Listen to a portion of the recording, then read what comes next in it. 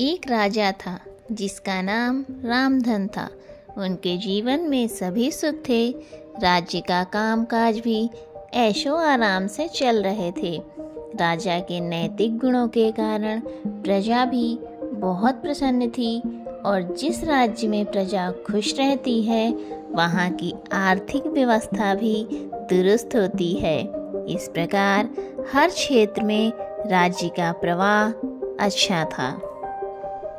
इतने सुखों के बाद भी राजा दुखी था क्योंकि उसकी कोई संतान नहीं थी।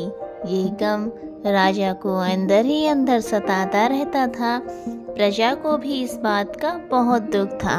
वर्षों के बाद राजा की यह मुराद पूरी हुई और उसे एक पुत्र की प्राप्ति हुई। पूरे नगर में कई दिनों तक जश्न मना। नागरिकों को राजमहल में दावत दी गई। राजा की इस खुशी में प्रजा भी झूम रही थी। समय बीतता जा रहा था। राजकुमार का नाम नंदन सिंह रखा गया। पूजा पाठ एवं इंतजार के बाद राजा को संतान प्राप्त हुई थी, इसलिए उसे बड़े लाड प्यार से रखा जाता था। लेकिन अति किसी बात की अच्छी नहीं होती। अधिक लाड़ ने नंदन सिंह को बहुत बिगाड़ दिया था। बचपन में तो नंदन की सभी बातें दिल को लुभाती थी, पर बड़े होते होते यही बातें बदतमीजी लगने लगती है। नंदन बहुत ज़्यादा जिद्दी हो गया था। उसके मन में अहंकार आ गया था। वो चाहता था कि प्रजा सदैव उसकी जय जयकार करे, उसकी प्रशंसा करे। उसकी बात ना सुनने पर वो कोलाहल मचा देता था। बेचारे सैनिकों को तो वो पैर की जूती ही समझता था। आए दिन उसका प्रकोप प्रजा पर उतरने लगा था।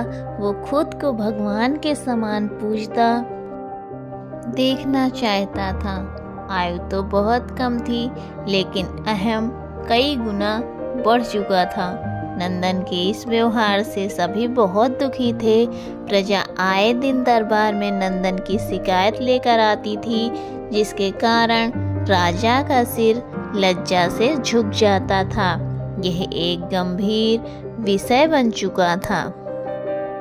एक दिन राजा ने सभी खास दरबारियों एवं मंत्रियों की सभा बुलवाई और उनसे अपने दिल की बात कही कि वे राजकुमार के इस व्यवहार से अत्यंत दुखी हैं। राजकुमार इस राज्य का भविष्य है। अगर उनका व्यवहार यही रहा तो राज्य की खुशहाली चंद दिनों में ही जाती रहेगी। दरबारी राजा को सांत्वना देते हैं और कहते हैं कि आप हिम्मत रखें, वरना प्रजा निसहाय हो जाएगी। मंत्री ने सुझाव दिया कि राजकुमार को एक उचित मार्गदर्शन एवं सामान्य जीवन के अनुभव की जरूरत है। आप उन्हें गुरु राधा गुप्त के आश्रम भेज दीजिए। सुना है वहाँ से जानवर भी इंसान बनकर निकलता है। यह बात राजा को पसंद आई और उसने नंदन को गुरुजी के आश्रम भेजा। अगले दिन राजा अपने पुत्र के साथ गुरुजी के आश्रम पहुँचे। राजा ने गुरु राधा गुप्त के साथ अकेले में बात की और नंदन के विषय में सारी बातें कही।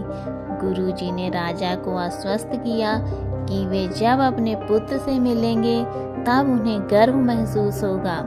गुरुजी के ऐसे शब्द सुनकर राजा को शांति महसूस हुई और वे सहर्ष अपने पुत्र को आश्रम में छोड़कर राजमहल लौट गए। अगले दिन सुबह गुरु के खास चेले द्वारा नंदन को भिक्षा मांगकर खाने को कहा गया, जिसे सुनकर नंदन ने साफ इनकार कर दिया। चेले ने उसे कह दिया कि अगर पेट भरना है तो भिक्षा मांगनी होगी और भिक्षा का समय शाम तक ही है, अन्यथा भूखा रहना पड़ेगा।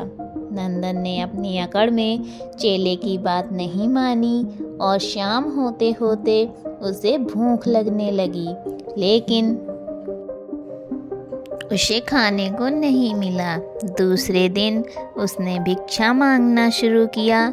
शुरुआत में उसके बोल के कारण उसे कोई भिक्षा नहीं देता था, लेकिन गुरुकुल में सभी के साथ बैठने पर उसे आधा पेट भोजन मिल जाता था।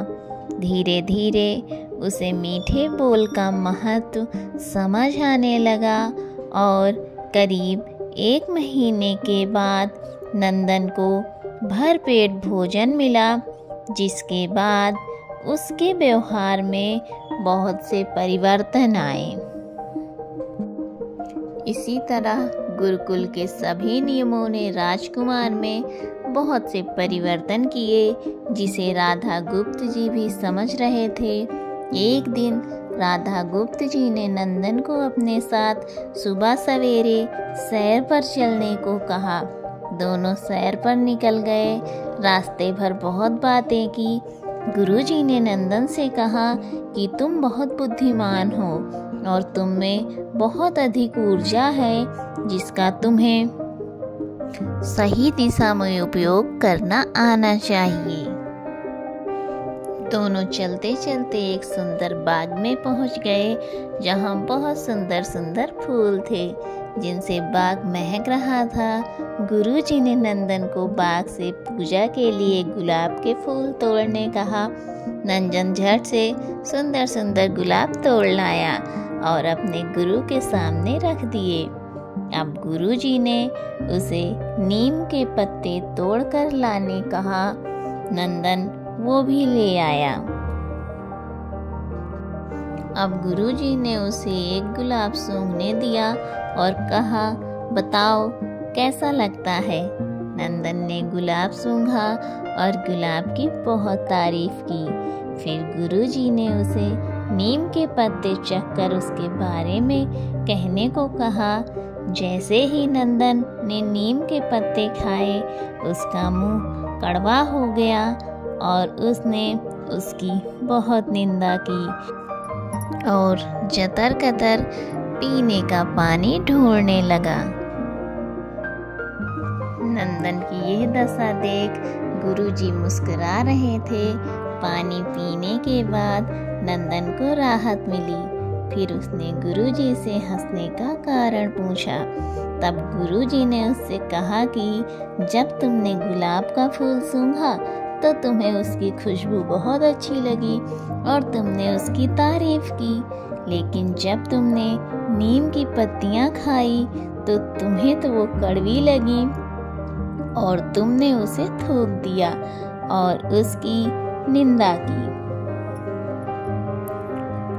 गुरुजी ने नंदन को समझाया, जिस प्रकार तुम्हें जो अच्छा लगता है तुम उसकी तारीफ करते हो, उसी प्रकार प्रजा भी जिसमें गुण होते हैं उसकी प्रशंसा करती है। अगर तुम उनके साथ दुर्व्यवहार करोगे और उनसे प्रशंसा की उम्मीद करोगे तो वे ये कभी दिल से नहीं कर पाएंगे। इस प्रकार जहाँ गुण होते हैं वहीं प्रशंसा होती है। नंदन को सभी बातें विस्तार से समझ आ जाती हैं और वो अपने महल लौट जाता है। नंदन में बहुत परिवर्तन आता है और वो बाद में एक सफल राजा बनता है। गुरु की सीख ने नंदन का जीवन ही बदल दिया। वो एक क्रूर राजकुमार से एक न्यायप्रिय दयालु राजा बन गया। इस कहानी से हमें यही शिक्षा मिलती है कि हम में गुण होंगे तो लोग हमें हमेशा पसंद करेंगे, लेकिन अगर हम अवगुणी हैं तो हमें प्रशंसा कभी नहीं मिल सकती। तो दोस्तों, कैसी लगी आज की कहानी आपको? उम्मीद करती हूँ कि आज की कहानी से आपने बहुत कुछ सीखा होगा। तो मिलती हूँ आपसे अगली कहानी में। तब तक अपना ख्याल रखें और अगर अभी तक आपने मेरे चैनल को सब्सक्राइब नहीं किया है तो प्लीज़ मेरे चैनल को सब्सक्राइब कर लीजिए और मुझे ज़्यादा से ज़्यादा सपोर्ट करिए।